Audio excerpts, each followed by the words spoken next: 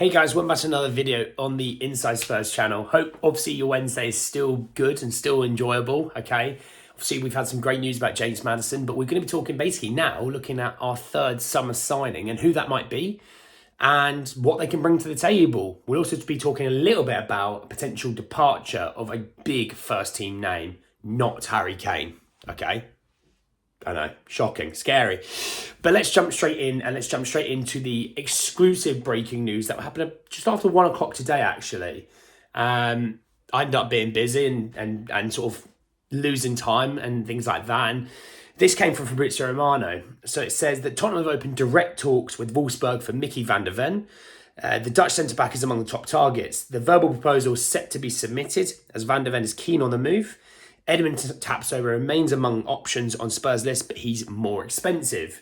That isn't shocking in terms of the Tapsoba. You're probably looking anywhere between 40 and 50 million, whereas Van de Ven is up to 30 million. So again, it's that thing where he's going to save you money, but there's no reason why we don't go Tapsoba as well, okay? There is no reason why we don't look at that sort of realm.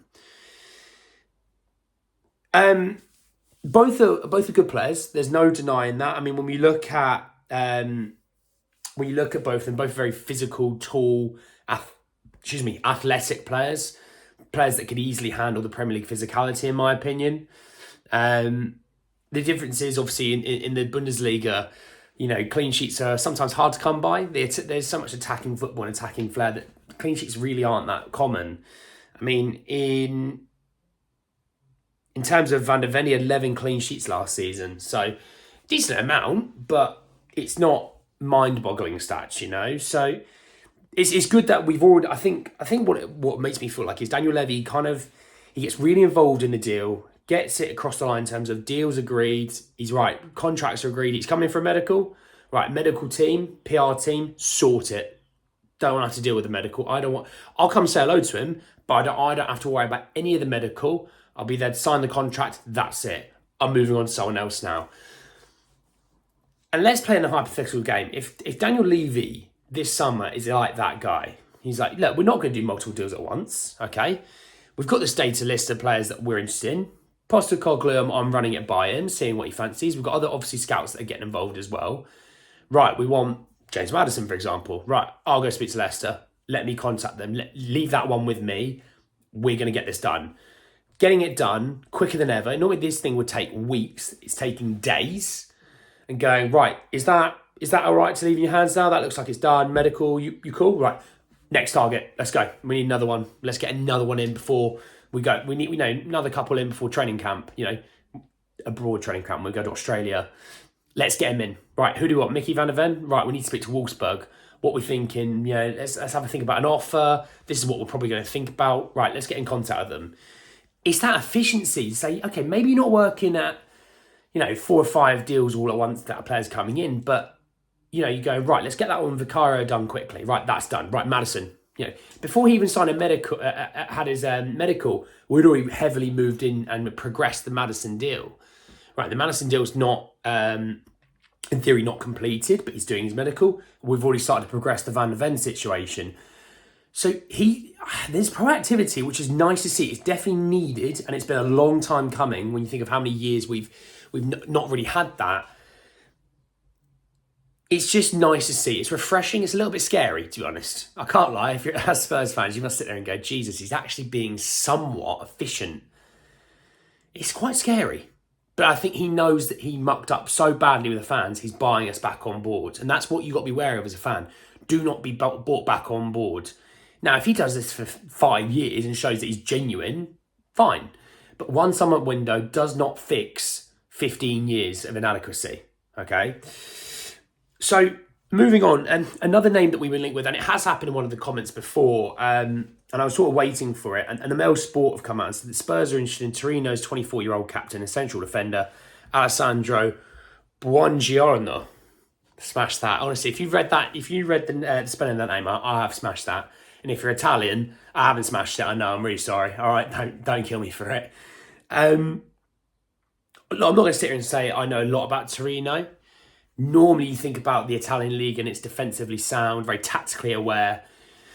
And it looks like in the games that he did play, appearing 34 times. He had 9 clean sheets, which is not too bad. But to be honest, like, I don't know, always a part of me thinks that you should have like 1 and 2 in Serie A. It's just one of those weird ones that you never think of Serie A, you think of defending. When you think of Bundesliga, you think goals, right?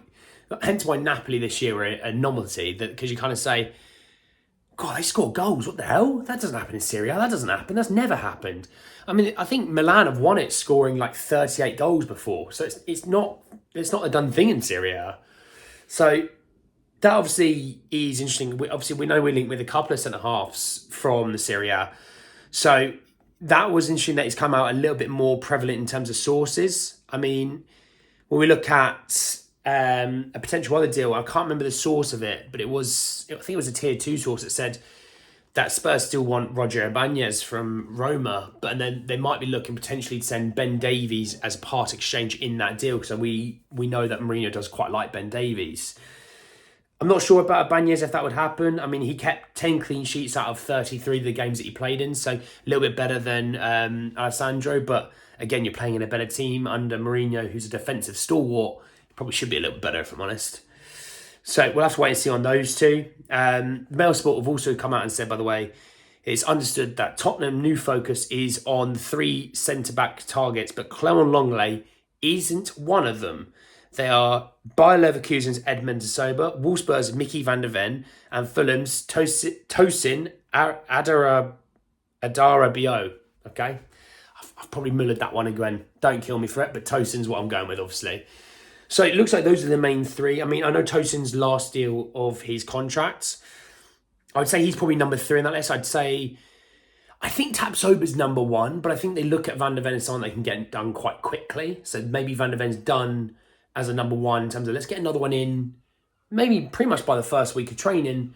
Right, then we can really hone in and spend time getting that Tapsoba deal, because Tapsoba looks like it might be a little bit more expensive than Maddison. And that's when Levy might try and go, let me try and get a few quid off this one, though. Like, the others I haven't had to do as much work on that, but let's try and get a few quid off this one. So I think we need 3 centre-halves to someone. I think we Sanchez will go. I think Tanganga's going to go. I think Ben Davies has the ability to potentially go this year.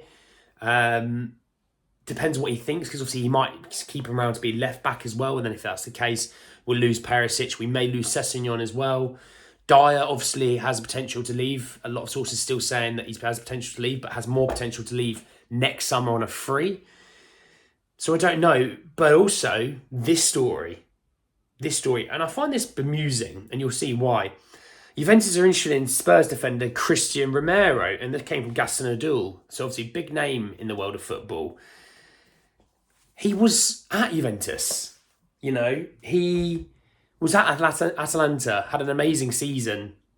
They just let him go. It was really weird. And then they let, I can't remember his name. They let a guy go to Atlanta to basically replace Romero.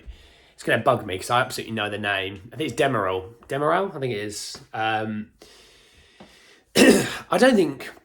I think the way Juventus look at it again, look, you want Bremer, we want my Romero in exchange. Why don't we do a little swap? For me, I'm taking Romero. I don't want Bremer over Romero. I want Romero, but I also want Bremer if you want to do that. We'll take Bremer off you. We'll go and get him from you if you want. I don't see us letting Romero go. He's a very big part of the team. He's one of the only few players that you sit there and say he's actually a very top player. You know, has the ability to become a world-class centre-half. Physical, can play out from the back, good athleticism, can be a little bit rash, but as you mature, it gets a bit easier. You do start to level out a little bit. The Argentinian in him, that blood is still firing in all cylinders sometimes, we know, but it will get easier. So yeah, I don't really see that one happening, but that was just a quick report on that one. But anyway, guys, that is the end of the video. Hope you enjoyed it. Obviously, like the video if you did. Drop a comment in the comment section. Look, we've got Van de Ven. Are you happy that we're progressing on him now instead of Tapsoba, instead of Tosin? Maybe is it that you do see us getting Van de Ven, but also another one of them at least. Obviously, subscribe if you are new to the channel. Always welcome to have more people join us. And obviously, hit the bell notification for more. But anyway, guys, that's the end of the video for today. And I'll see you all very, very soon. Take care, lads.